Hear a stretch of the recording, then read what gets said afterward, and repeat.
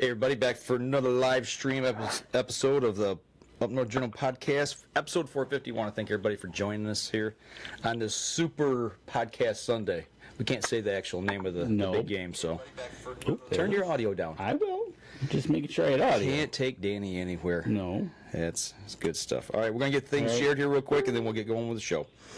So hope everybody's having a good day. It's snowing here in Michigan, so if you guys are out driving around and you catch the show later in the week, make sure you guys are being safe out there. All right, give us just a couple quick seconds here, and we will get rocking. Dan, have a good week? I did. You did? I guess good. We got Dan Jasa online. Dan, how about you? You have a good week down in Ohio? Yeah, I'd say I had a pretty decent week. Yeah, good. You're getting a little snow down that way too as well, so... Yeah, it's spitting a little bit. It's it's like 35 degrees, so nothing's really sticking except for in the grass and dirt areas. All the roads are pretty clear. Well, that'll be gone hopefully here a couple of days. It'll warm up for you and be gone. So. Yeah, we're supposed to get another snowstorm by the end of the week. Oh, we are? Yeah. Oh, that's nice. Friday night. Great. I'll say it'll snow real big right before I come back up to Michigan again, I'm sure. Right, yeah. You can jump around the snow with us. Okay, a couple more here, and I will be ready. One more to go, and we will get rocking.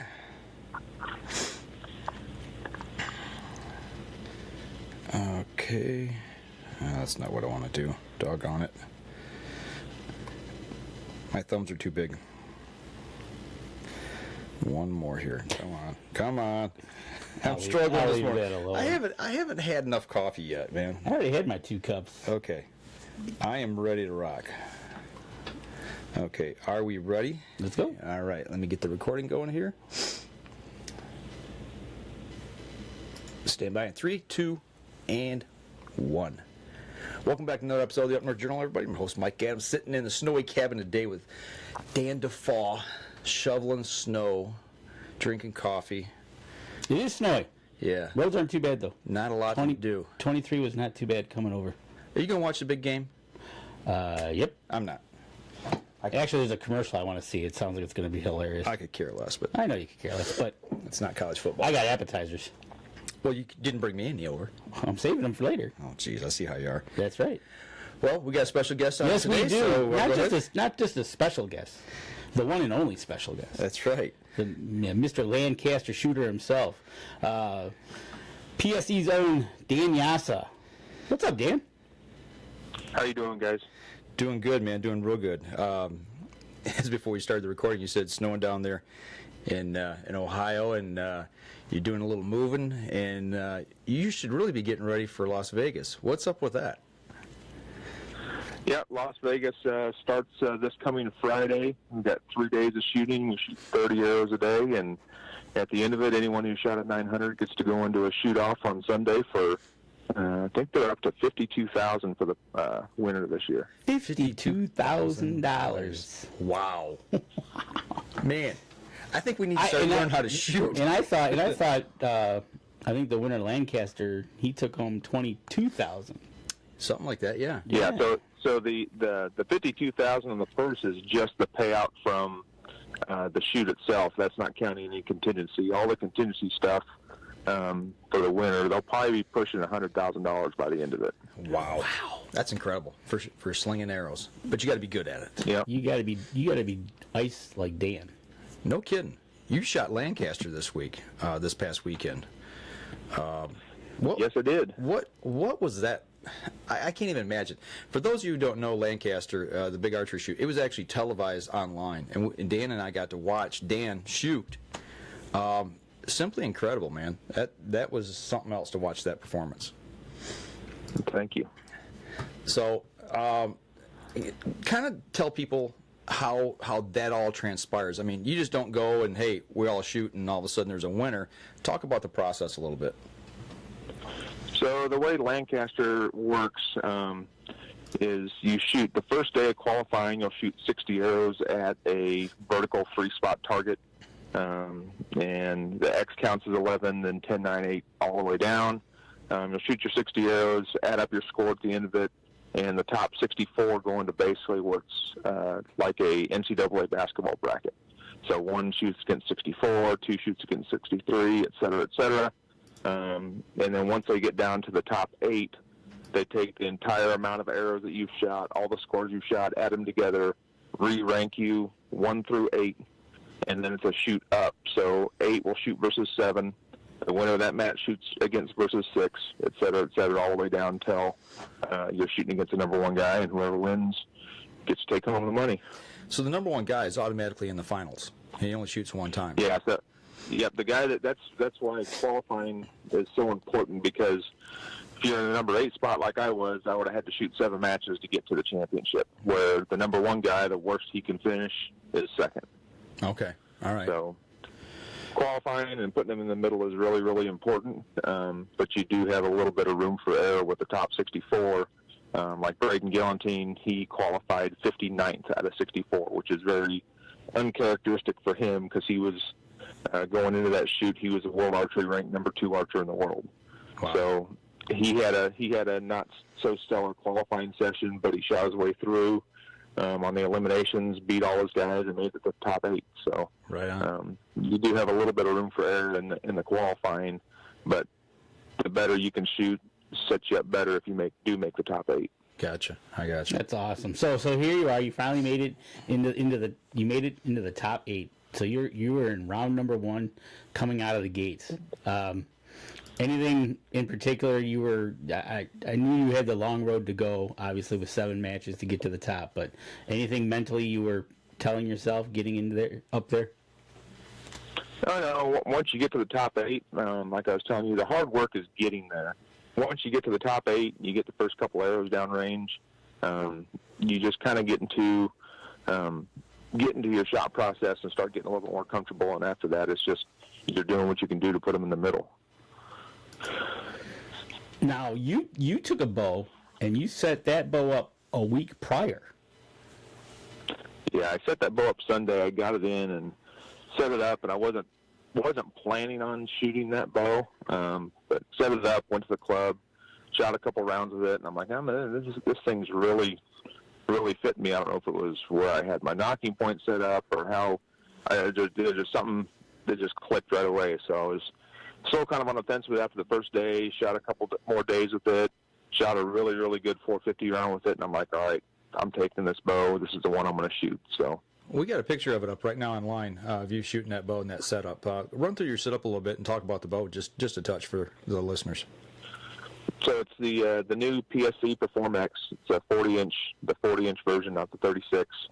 I'm running AAE hot rod stabilizers on it. I've got a 30-inch on the front, a 12-inch on the back. I run 20 ounces on both sides.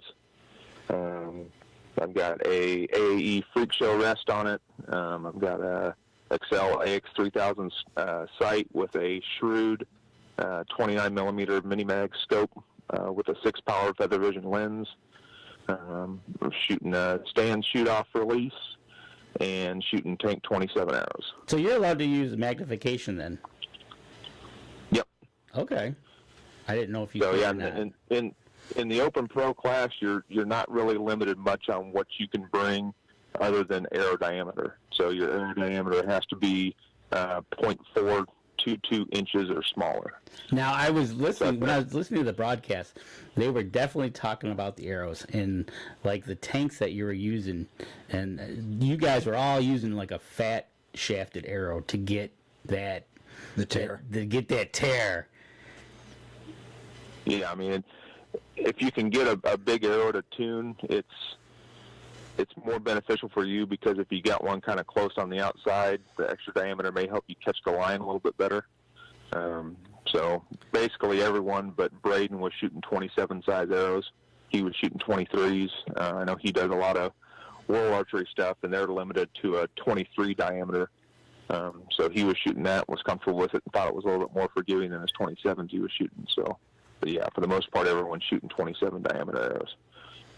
Okay, yeah, we got a picture up right now. You're in your first shoot-off, and I can't remember the gentleman's name, and I can't read it from here because it's so far away from the computer screen. But you're going into that last round with him, and you were pointing up. You know, when you're up there, you got the lead, and you're shooting against somebody. What's going through your mind? I mean, obviously you're just concentrating on the next round, the shot execution and all that, but is there anything else going through your mind at that point? I mean, you try to put the score that you've got going, whether you're up by 1 or down by 1, you try to put that in the back of your mind and not really think about it. The biggest thing that you can do in a tournament situation is, if you have a shot process and you trust it, is just to mentally go through your shot process before every shot, visualize the arrow hitting the center, and just go through your shot process.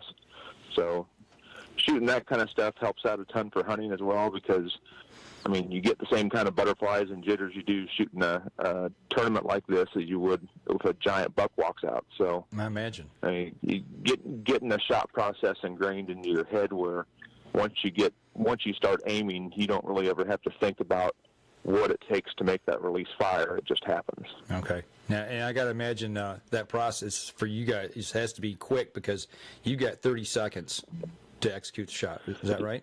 Yeah. 30 seconds is actually a pretty long time. It used to be 20, and that was, you get a little tight. Someone had a fairly long shot process.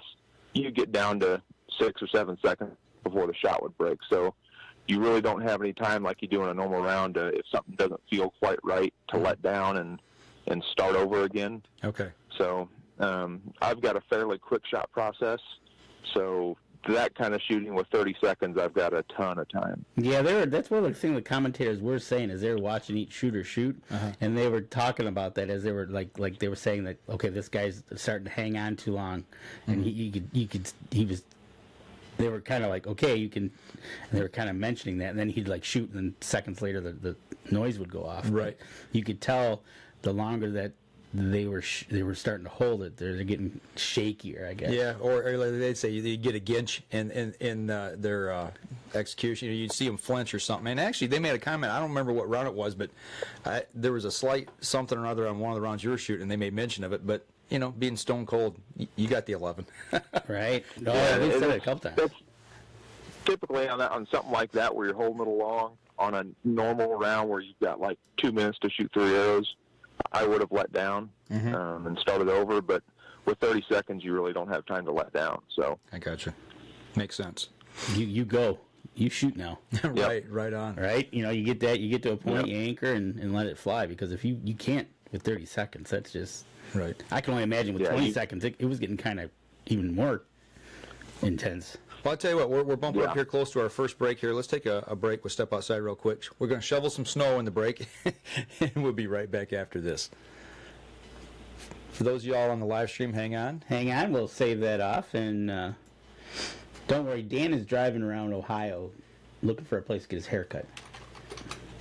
Did you find a place yet? I stopped. I hadn't been able to find it yet. So okay. Like I said, I'm stopped in the parking lot now. Come on up here, man. I get the razor out, man. We can cut it real short for you. Man, I'm sure my wife would love that if I came home bald. Yeah, I bet. All right, here we go. Second segment. 3, 2, 1. Welcome back, everybody. Second segment of the show. 450th show. It is the 450th show. What do you think about that? I know, pretty amazing. I think we should give away something. I think we can. We'll talk about that at the end of the show. I think so. All right. That sounds good. All right. Well, we got Dan Jasa on. He's still sitting in a parking lot somewhere. All right, Dan. In Ohio. So watching you on YouTube, watching you go through your matches, you got into a groove. The commentators were saying that you were just rock solid. Any point in time against the competitors that you were going to, any one of them kind of, whether there was a really young guy that was going up against you, or was it all you and the target, or did you have butterflies knowing you were shooting against so and so? No, I mean, once you get into that point, I mean, anyone can win. So I mean, it might as well be me, right? Yeah, right. Yeah, exactly. So you got to go into that situation as confident, and like I was talking before, you just have to trust the process that you've built, and know that if you do everything that you've trained to do, that it's going to go in the middle. How much time do you typically put in shooting, practicing during the week? I know you got a full-time job and then some. So. Yeah, I mean, last year when I first took over as the sales manager for PSC, my time to shoot was so limited, and I'd been used to being able to go and practice 2, 3, 4 hours a day. Mm-hmm. So that last year was a little bit of a struggle trying to get my shot where I was comfortable with everything and trusting what I was doing. So this year I kind of made a conscious decision, okay, I know I'm only going to have maybe an hour, maybe an hour and a half, 2 to 4 times a week, maybe if I'm lucky. Okay. So I really had to take my practice and break it down into setting goals for myself on each practice session and making every arrow more important in practice than it used to be. Do you think that made you that much better? I mean, other than the old technique, although you didn't have as much time, but it made you focus so much harder? It's taught me way more about my shooting and what works for me than the way I used to practice does. So knowing that I only have an hour to shoot, I don't get into a rush, but I set every practice session, I'll set a goal for myself. Here's what I want to work on today. I may shoot 30 arrows, I may shoot 60 arrows, I may shoot 90, but every practice session has a goal in my mind of what I'm wanting to accomplish. Gotcha. Okay. Speaking of goals and accomplishments and setup, your arrows are not your points on your arrows. Those are just glued in, correct? Those aren't the typical screw-in type. Yeah, those are glue-in points. Okay. What makes those better than if you were going to use like a regular, typical field point screw-in type? Explain the difference in the tips. Well, on a 27 diameter, I don't know if there's anyone right now that makes a bushing you could even glue in to put a screw-in point in. I know on the Carbon Express arrows, you have the ability to, there's a tool that goes, like you take the knockout, and there's a tool you can actually screw weights in and out of the back of the arrow. So that makes it a little bit more nice than a typical standard glue-in bushing with a screw-in point, where you can actually experiment with weights and figure out what makes your setup the most forgiving. And that's what you're looking for. You're looking for a setup that is the most forgiving you, so you're getting your most bang for your buck. Yes. Now, I got a question. Talking about arrows and tips, there was something going on during the tournament that I noticed, and they made reference to. They would take a nice close, tight shot, which I don't have any here to show anybody at home, but there was pieces of, they called it snot, pieces of the actual target that was on the end of the arrow tip. When they bring your arrows back, are you not allowed to clean that off? Because people were shooting with that on there. I mean, that may sound like a dumb question, but honestly, I just don't know. I mean, you can. I mean, as long as it's not like a piece of the target impaled on the arrow, if it's just a piece hanging off the end. Uh-huh. As soon as that arrow starts moving, as soon as your release breaks, that stuff's going to fly off anyway. Okay, I got you. Oh, yeah, you're right. I did see that. Yeah, they made reference to it, and I noticed nobody cleaned it off. Yeah, so. you think they would clean it off. Didn't know, so. That's why we have Dan here to explain it. Right. You know, I want to throw a picture up here real quick. Here in the second round, they took a nice wide shot of the venue. Snooky. What a name for a complex. Snooky, I forget, Snooky Park or whatever they call that. Spooky Nook. Spooky Nook, that's what it was, Spooky Nook. So, now, this venue, I mean, this place is huge. You got people in there, you got lights on you. You got lights right in your face. You got commentators coming up and talking to you between rounds. What was that like?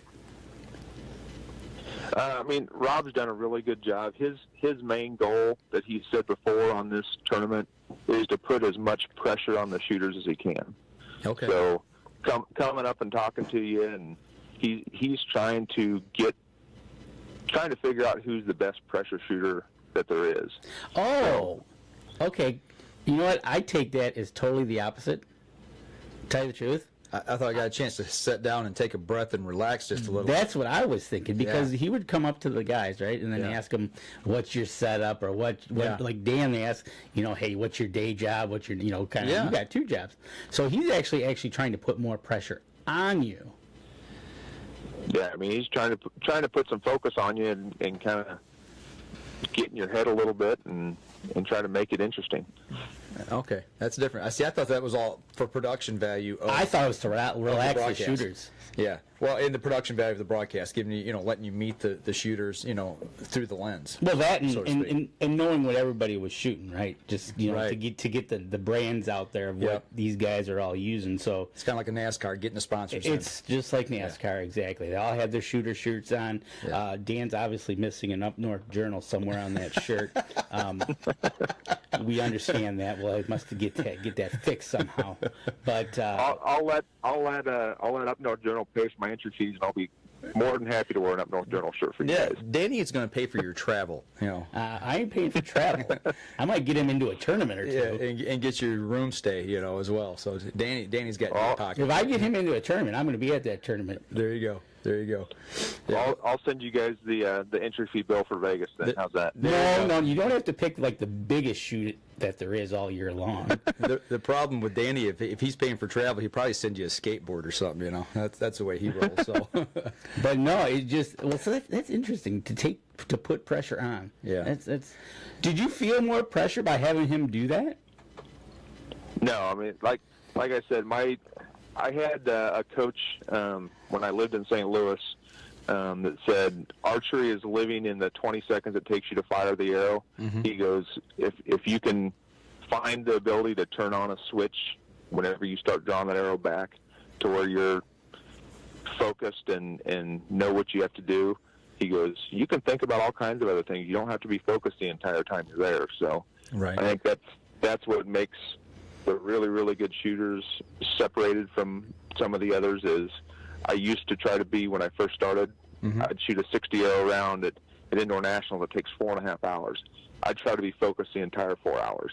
Okay. Well, there's no way you can do that. Your attention span, there's no way you can stay that attentive for 4.5 hours. But you can focus for 20 seconds 60 times in that 4 hours pretty easily.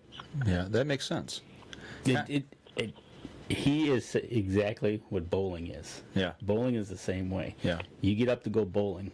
You walk up to those lanes. That's when you turn it on. Yeah. When you walk away, you turn it off. But in that's bowling, you don't have a gallery all the way down the side of the whole shooting line. In the finals of the tournament, yeah, you do. Oh, they do. They put. chairs on they do exactly what they do there. Okay. Just in bowling lanes, and it's the ability to turn it on and off. Did that give you anything? As far as the crowd, the gallery being down both sides.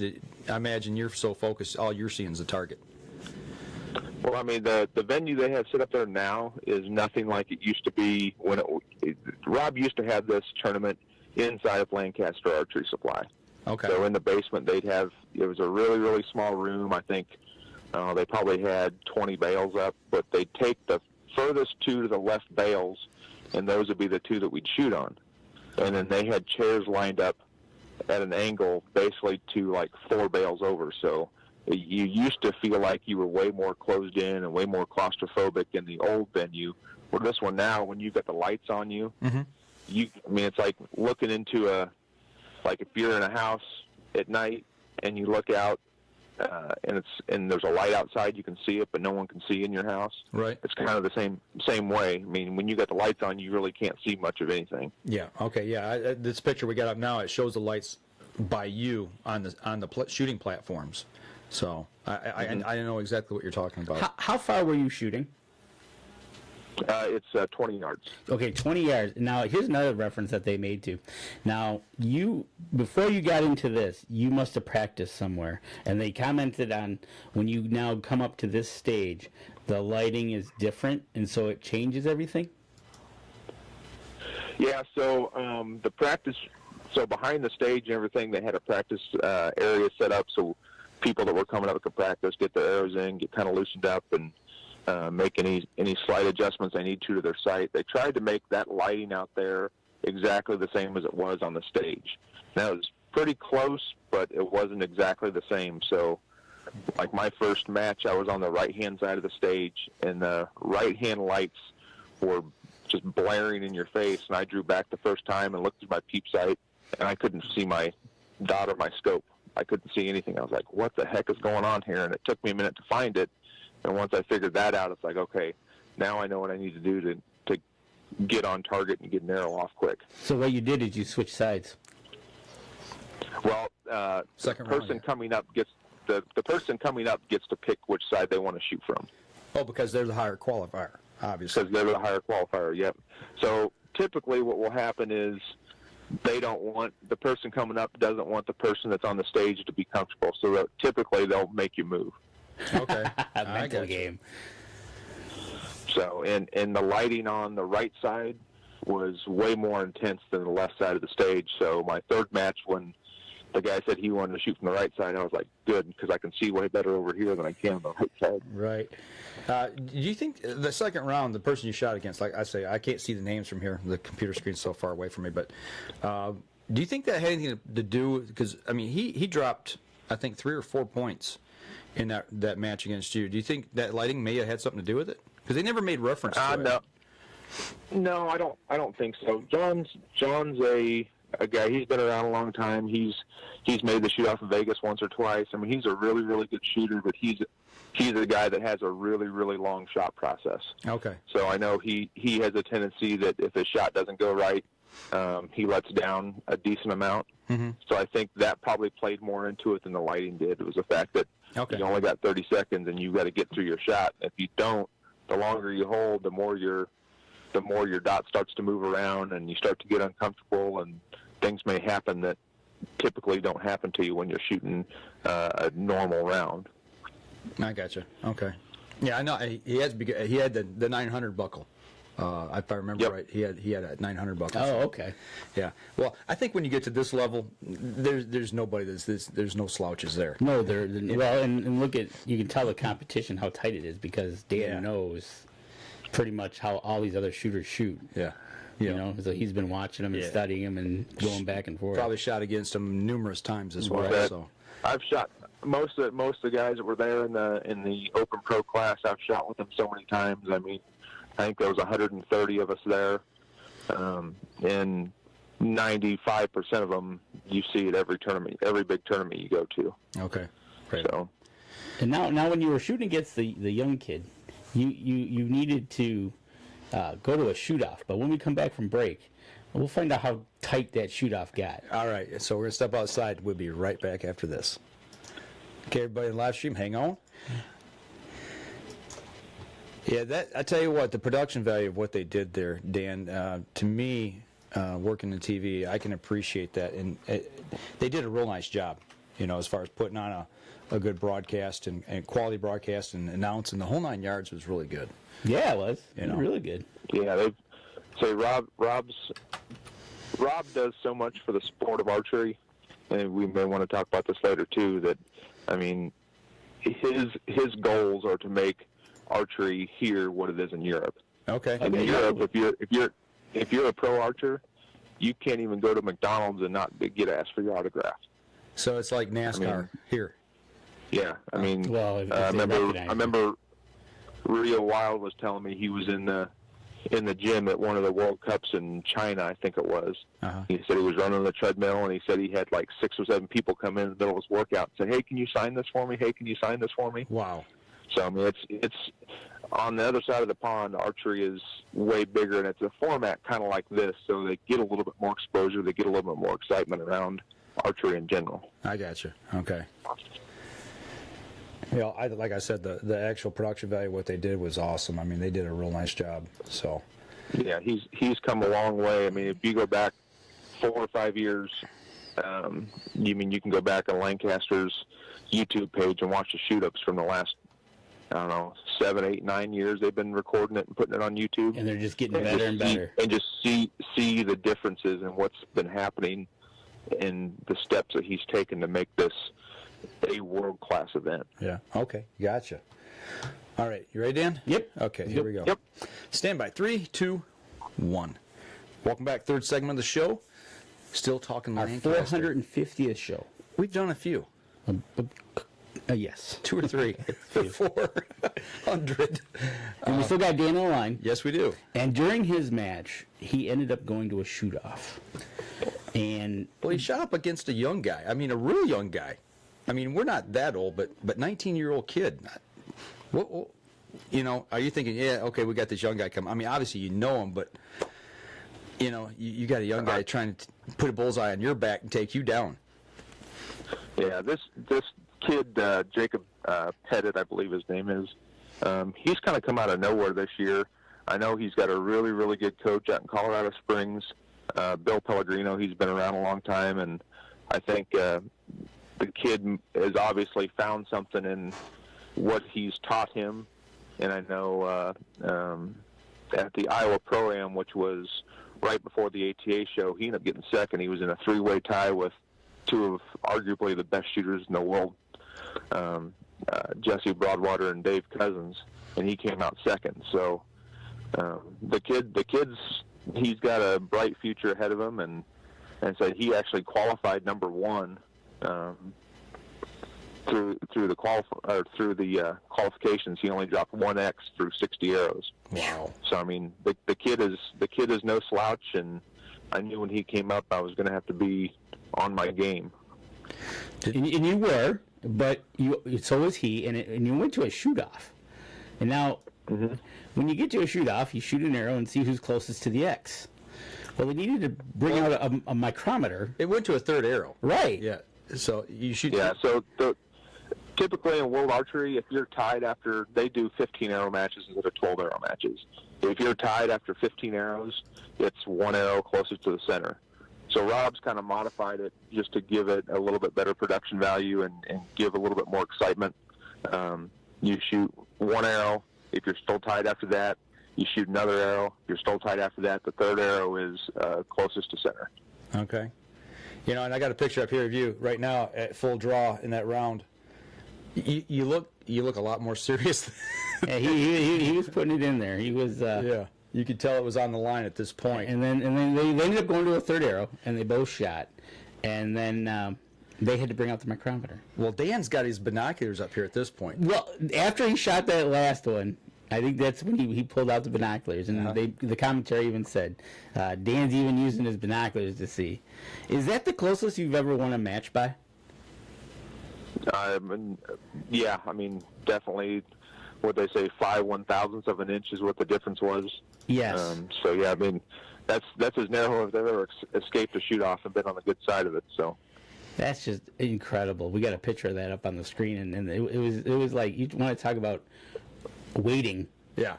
Until I think it was she made the decision and pointed right or left, and it was just like, wow. Well, even the commentators are going back and forth. They thought Jacob went first, and then like, I don't know, I think Dan might have, and they just kept going back and forth, 5/1000ths. That's pretty tight shooting. That is very tight shooting. So yeah, I mean, you can do everything exactly perfect and win or lose a match by 5/1000ths. I mean, it's. To hit an inside-out X, you can't do it every single time. I know, like in Vegas, everyone who shoots an 899 at Vegas goes to what they call the lucky dog shoot down, and you have to shoot an inside-out X to make it through. Okay. So it's I mean, it's a little bit of luck. I mean, you can be holding perfectly still, and one little difference in how your back elbow is, or maybe a little bit of different pressure on your grip, will maybe send that arrow 5/1000ths off to one side or the other. So right, it comes down, you got to get a little bit of luck in there too sometimes. Hey, luck is always good. And speaking of bad luck, you ended up losing your match eventually, ended up 5th, and then we watched the rest. We watched the rest of the shoot down there, and I do believe it was in the second to last round where the gentleman misfired his arrow. Yep, Chance had a little preemie there. I don't know if it was nerves or what. He shoots a hinge style release, so that style release functions off of rotation.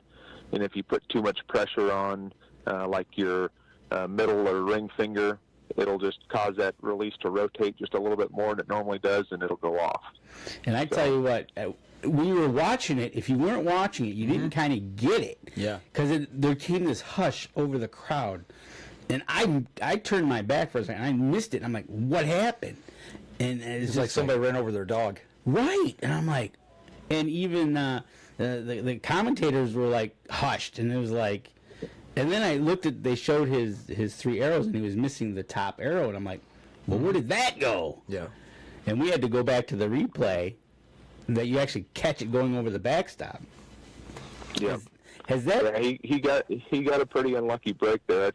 I think he's had that happen before to him. Typically, he's pretty comfortable with his equipment. He's one of those guys. Chance is a professional shooter. That's all he does for a living. So he has hours and hours and hours and hours a week to practice and get everything right. And he just gets comfortable with what he has. And it's happened before. And my guess is it probably won't happen to him for quite a while now. Right. Well, that was going to be my question: is how in a situation like that, how often does that happen? Anyways, it's not a common occurrence by any means. I mean, indoor nationals or Vegas, you'll end up seeing one or two maybe out of all the shooters that are there during the week, but that's not a normal occurrence for, especially on shooters that are up in the pro class, to have that happen. But it does happen from time to time. Yeah, it was like his dog died. Well, you're shooting rounds. What is it? Four ends in this competition was four. It was four ends, yes, and you got 4 ends. Possible 130. What was it? 133 total points. 132 is best score. Yep. Yeah, 132 is perfect round, and you drop one arrow with a chance of 11, and That's scores are 1 and 2. points. Yeah, 1 and 2 points apart. You ain't making that up. Yeah, so that was. He did a good job closing his match out, put everything else in the middle, and that's one of those things you can't take back a shot arrow. So the only thing you can do is get through the rest of your arrows and be done with it. Yeah, and Right, walk away exactly. and take it. It's, Man, that just is. You talk about sportsmanship. The guy was he was a complete gentleman about it. Yeah, I mean when you get to that level, my ultimate goal is to beat someone who's shooting their best they've ever shot. I don't ever like to beat someone because of they shot poorly. Right. In my mind, for me to be the best, I've got to beat the best on their best day. So no one ever wants to win a match like that, but at the same point, you just got to finish it and tip your hat to them, say sorry about your bad luck, and we'll get them next time. Right. Right, exactly. So, and we actually had my third match getting up to the top 8. It was actually my last match before the top 8. We had a little bit of a break, and the kid I was shooting against, I think he's actually from Michigan, Jesse Stark, and I didn't know this at the time, but he's deaf. So we had this little bit of a lull, and we had been getting one practice in before each match, because the way they had the schedule made up, we started shooting, and then a whole new group of shooters came in, like the women's and the masters and things like that. So they get a practice in, we get a practice in. Well, the third match, everyone's had their warm-up, so they announced no practice ins. We're going straight to scoring. Well, we all shoot our arrows. Jesse's the first one to walk down, and I'm behind him, and he goes to pull his first arrow, and I start yelling at him like, stop, stop, stop, stop, and I just get to him and grab his shoulder before he pulls his arrow out of the target. I'm like, we're scoring. He's like, his eyes got real big, so I mean, one of the guys that was on the bail with me says, dude, you were 5 seconds from just advancing to the top 8 because he pulled his arrow. Wow. And it's like, obviously I would have taken the win in that match, but I don't want to win by someone making a mistake. Sure, right. Wow, that's incredible. That's sportsmanship, right? Well, that's just it too, and like you said, if you want to beat the best to be the best, so it makes complete sense. So now, speaking of Lancaster and what we talked about, they just don't have the open division. They've got a bunch of divisions, like a bow hunter class, a bear bow class, women's class. All this is to help generate more into the sport of archery, correct, Dan? Yes. So, like, take the bear bow class, for instance. I actually went and watched their shoot down. It was on Saturday, so I was done shooting, knew I made the top 8, and I went over to the venue where they were doing the shoot-offs to watch the bear bow guys, and those guys are unreal. I mean, the guys that can have a recurve bow, no sights, no clickers, no stabilizers, and shoot the scores they shoot is just amazing. All they got is a little. I don't know what kind of weight they have. They called it a weight on the front of it. Anything below the shelf. Yeah, there's certain diameter or amount of weight you can put on the riser to make it set more still. But yeah, you can't like put a stabilizer on it. You can add mass weight to the riser itself, but that's all they can do. Right, and then they got their release, and then they've got Most of the guys. Well, they don't have a release. They shoot with fingers. Right. Exactly. They shoot with a finger tab, and they have most of the guys had a Band-Aid on their nose because that's what they were anchoring to and letting them. And you're right, Dan. Those guys, man, were just slinging arrows, and it was amazing. Going old school. Yeah. Yeah. The number one match was John Demmer, who was a multi-world champion field shooter. I mean, his list of accomplishments is very, very long. And the older gentleman he was shooting against was just slamming. I think the last end he shot like 11-9 with a bare bow. That's incredible. Like, holy cow. And then you had the bow hunter class, but like we talked about, this is all to get more archers and more involvement in the sport. And you were talking about something that the sport of archery in America, as opposed to around the world, is viewed upon a little differently. Yeah, I mean, the format that Rob puts on is a lot like what World Archery does in all of their World Cup events. So you'll do a qualifying, and then it's head-to-head matches. They don't do a shoot-up like Lancaster does, but it's still it's a 64 bracket or a 32 bracket, depending on how many people are there. And you shoot down until you get down to the last four, and then it's a gold, silver medal match and a bronze medal match. So it's just it gives people that are watching the events just a little bit more excitement than sitting there and trying to watch someone shoot 30 arrows with a 2-minute time clock. Right. So Rob has done a fantastic job trying to generate the interest in that style of shooting, because in my opinion that's the only real style of shooting that's going to be watchable for the general public. I mean, if you're an archery geek, I'll go and watch someone shoot 30 arrows because I think it's fun. I think it's interesting to watch. But for a general person to not really know what's going on, they can still get some kind of excitement watching a 12-arrow match where if you goof up one time, you're done. Right. So he's done an amazing job trying to build the sport to where we can bring in non-endemic sponsors and bring in people that want to sponsor these events, because we can get the general public involved in it and have something exciting to watch. How many people do you think were there in the gallery watching? I mean, obviously they're connected to people there, but I mean, how many people were watching you guys shoot? There was probably 300 or 400 would be my guess. Wow. Okay. It's quite a shoot up. I mean, no kidding. And now, how many are you expecting out at Vegas? As far as spectators, yeah. When we get down to the Open Pro shoot off, there'll probably be 1,000 people there watching.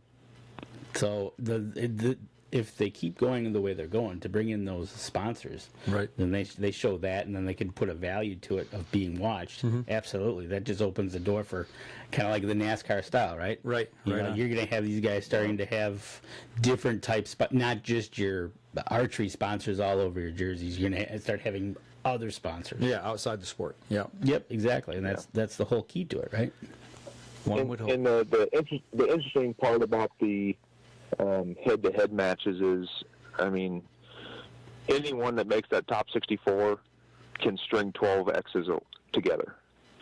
I mean, so it kind of levels the playing field with everyone, because you don't have to shoot like Vegas. You got to shoot 90 10s to even make the shoot off. Okay. Here you've got a little bit more of a chance if you could be going up against the number one guy in the world and have a really, really good match, and he makes one mistake. Right. And you've got a chance to knock out the number one guy in the world because you shot really, really well. Well, that's again what the commentators talked about during that whole process. Well, actually, when you were shooting, they talked about peaking. When do you want to peak? And shoot your absolute best. As you go along, because obviously for you to make that final, you'd have to shoot 7 tournaments to get to that point. I mean, to win it. So, versus. Yeah, I mean, we shoot enough. I don't necessarily agree with the peaking and that side of it. The way she kind of alluded to it means that, like, if John had dropped 4 or 5 points, I'd take an arrow or 2 off and not try to hit the middle.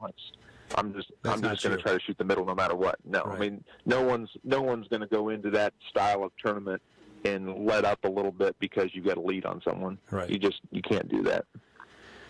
Yeah, to me that wouldn't work with your form. I would think. I think it'd mess your form up. Yeah. Exactly. I would say there is more periodization as far as like peaking. If you're thinking about it in like a like you're training for a sport, you don't want to peak 4 weeks before the big game. You want to peak right when the big game gets there. Right. So in your training, you want to peak right before a big tournament. I would agree with that side of it, but I wouldn't say you want to peak in the middle of your matches or something like that. Okay. Makes sense. Especially, I forget what class it is, but one guy made a run all the way from the 8th to the championship round, and he shot 64 arrows. The amount of arrows he was shooting is they're referencing. Yeah, I mean, you think about it. See, if I shot 4 matches, that means I would have shot 48 arrows plus the shoot-off, so that's 51, and I had another 2 arrow shows, so I shot 53 arrows through the match. And we shot 60 in the qualifiers, so it wasn't like you get to the point where you're tired from shooting. Right. You had a lot in the gas tank. I'll tell you what, let's step outside. Yeah. We take our last break. We come back, we'll kind of wrap things up. So we'll be right back after this. Hey, for everybody on the live stream, if you've got any questions at all, make sure you get them in. Robin Althaver, and she says, and that's why you're a great role model for the younger shooters, Dan. She appreciates the way that you did what you did out there and becoming a role model for these younger shooters. Heck, with the younger shooters. Us older shooters. Us older shooters. Right. Yeah. Well, we've learned a lot in the last year. Ridiculous. Yeah, I mean, you're never too old to start learning something. So I mean, amen to that. Compared to some of the guys, I've picked this up pretty late in my life. So I mean, when did you start shooting competitively? I think it was 9 years ago. Oh wow! So I would have been 26. Okay. Wow. So yeah, really, because now they're putting bows in their hands when they can stand up, right? Well, my kids, they all picked it up pretty quick, you know. I mean, you look at like Levi. He started shooting tournaments when he was 9 years old. There you go. I mean, now he's almost. I think he might be 30 now. So he's got a few more years of experience on me, just being in the events and being comfortable shooting under pressure. Okay. Right. All right, last segment. But we're going to keep this one a little short because we got the Pedro de Ampuero interview. Oh yeah. That we're running this week. Okay. Yep. So that'll be a good one. Yeah, absolutely. Yeah. So for those of y'all on the live stream, just right now that heard that, you're going to have to listen to the podcast because we pre-recorded that. So we got to tell them about the contest. Yep. And we'll kind of wrap things up. So all right. We'll do both of those at the end. So okay, here we go. 3, 2, 1. Welcome back. Last segment of the show, wrapping things up. Lancaster's done. Looking forward to Vegas. How many shooters do you think you're going to have out at Vegas, roughly? I think they said we're going to be around 3,500 to 3,700 this year. Wow. How long does it take to have that many people shoot? They have, I'm trying to think, 3 or 4 halls that people shoot in. So there'll be 3 line times during the day. They'll have a 9 o'clock line, a noon line, and a 3 o'clock line, I believe. Okay. So, I mean, they run those 3 line times, and they try to put all the classes together so they're all shooting at the same time. Okay. But, yeah, it'll be basically from 9 till 6 o'clock. They'll have people shooting for score all 3 days. That's incredible. You and the rest of the PSA shooters will all be out in Vegas. Yes, we will. We've got the booth set up. We're actually we started this last year that anyone in an amateur class that shoots a 300, so you shoot 30 tens, make sure they come over to the PSE booth and you get a voucher for $300 to spend at the PSE gear store. Nice. Gotta like that. There you go. Gotta like that. That is awesome. Man, that's a lot of people shooting, though. That's just a ton of people shooting. You personally, would you rather have a morning, a noon, or an afternoon shoot? Noon is like my preferred time to shoot because then I don't have to set an alarm. I can wake up, have my coffee in the morning, get breakfast, and not feel like I'm rushed to try to get down and get, because I don't like to practice for 30 minutes to an hour, depending on how I'm shooting before my matches start. Oh, okay. Gotcha. So noon's about perfect for me. I don't like shooting later in the day just because you end up sitting around and thinking about shooting. Like you start to get a little bit more nervous because you got to sit there and wait. And then next thing you know, it's there, and it's like, crap, I'm not even ready yet. Yeah, mental. That's where the mental game starts, right? Right. So you sat too long to think about it, or you're not thinking about it quickly enough, and so like noon, like you said, is the way to go. Now, are they going to televise this one or broadcast? Not televise, but broadcast it on the internet as well? They'll have the third day whenever they get down to any ties or like the Open Pro class will have their big shoot off. Mm-hmm. All that stuff will be live on I believe it's worldarchery.tv. They've got a YouTube channel I think that'll be on. Okay. We'll keep an eye out for it and see if we can. If we pick up on it, we'll share it and get everybody to watch it. If you guys are looking on Facebook or Instagram, I'm sure there'll be links to watch the shoot-off live, so you'll be able to click on that, or you guys can probably share it on your page so people can watch it too. Absolutely. So we can watch Dan shoot. That's right. Yeah, Danny wanted to call you during the tournament. I said that wouldn't be a good idea. I don't even think you had your phone on you, but I said I said to Mike, is now a good time to call him? Right now? Yeah, right. Yeah, my phone either goes in someone else's pocket or I put it on Do Not Disturb, but don't touch it. You're right.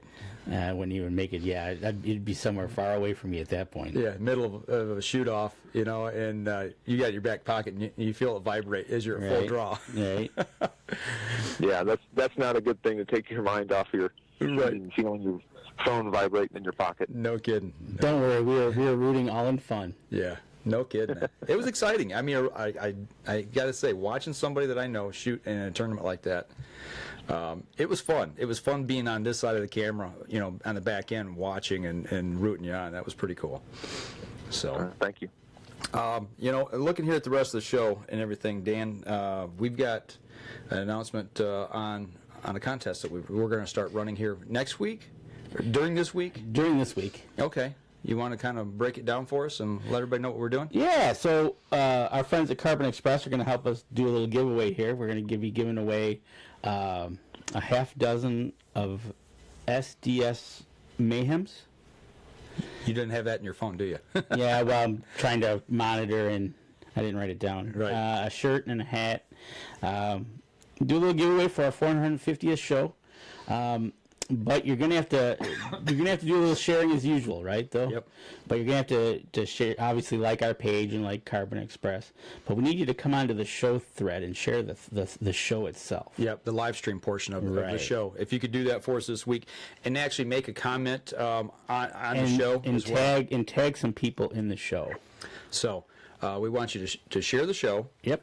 Like our page. If you haven't already liked it, go over to Carbon Express and like their page.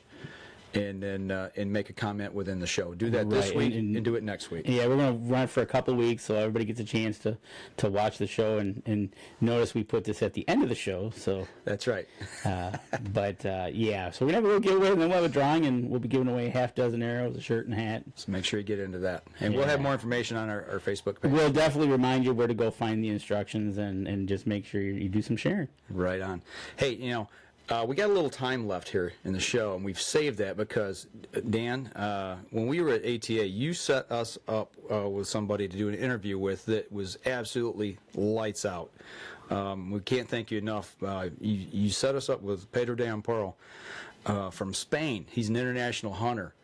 And we kind of made reference to it a little bit this week on our Facebook page, and he just posted his video on the Ibex from Kazakhstan. Yep. Fabulous, simply incredible. But we got to sit down for about 10 minutes with him in the PSC booth. So we're going to end our live stream here with that portion right now. You're going to have to listen to it on the podcast, obviously. So tune into that to hear the interview with Pedro. So for all of us here at Up North Journal and Dan Jasa from PSC, we're going to wrap up today's show. And thanks for joining in. Thanks for having me, guys. No problem. Okay, now... Anybody got any questions before we let Dan go here? Yeah, absolutely. Get your questions in real quick. Dan's trying to get a haircut, and we'd like to get him a haircut. He needs to look good for Vegas. He's got to get that beard trimmed up. See, I got the Dan beard going. I noticed. Yeah, but his looks better. Well, obviously, I'm just a rookie at this, so I'm trying to. I trim my beard a little bit after ATA show, so. Okay, all right. So yeah, but other than that, dude, I'm going to call you during the week since you're on the road right now. I'll call you. You're leaving Wednesday, so if I call you Monday or Tuesday, kind of go over some stuff with you. We're going to wrap up the live stream here right now. So, guys, thanks for joining us this week. We're going to sign out. Okay, guys, hang on one second here. Let me make sure everything's unplugged before we do this. I got to stop this. And broadcast. Does he turn?